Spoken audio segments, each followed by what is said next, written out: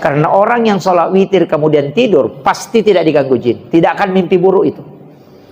Kalau orang sudah witir kemudian bermimpi itu pasti isyarat. Makanya ulama itu kebanyakan mendahulukan witirnya, supaya ketika dia bermimpi dia bisa tahu bahwa ini adalah isyarat. Kan isyarat mimpi itu banyak, Pak. Pelajari juga ini mimpi. Makanya ibu-ibu itu paling penting pelajari mimpi.